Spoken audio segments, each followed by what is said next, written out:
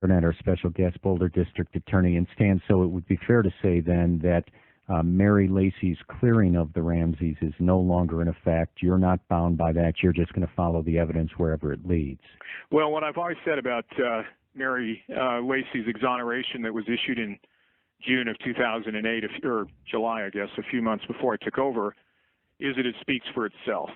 I've made it clear that any decisions made going forward about the Ramsey case will be made based off of evidence, and anybody with information or evidence that they think relates to the Ramsey case should provide that to the Boulder Police Department. I know that my office gets 2 to 3 active tips a week.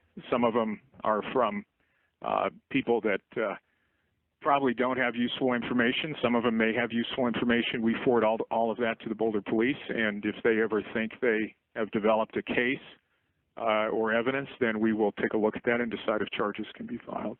And Stan, for the many in the audience who aren't actively involved in the practice of law, when you say that the exoneration speaks for itself, are you saying that it's Mary Lacy taking action, that action, and this I think would help clarify it for folks in the audience, that action doesn't have any particular legally binding effect? It may cause complications if there's ever a prosecution of a Ramsey down the road, but it doesn't have a legally binding effect on you. Is that accurate?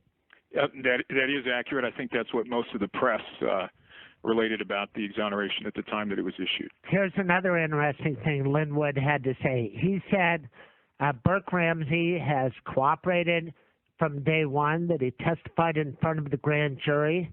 Interesting confirmation of that fact.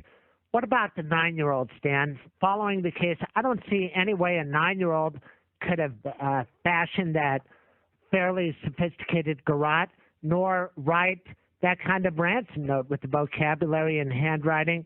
So it always made sense to me to eliminate Burke as a suspect. Is that good thinking on my part? Yeah, I think generally that's good thinking. Yeah, Stan Garnett, our special guest, and Stan, I saw a report recently that reported, when they were reviewing the history of the Ramsey case, that the grand jury had not returned any indictments in the Ramsey case. I had one good source tell me that was wrong, that in fact there was at least one, maybe more indictments returned. Can you tell us one way or the other?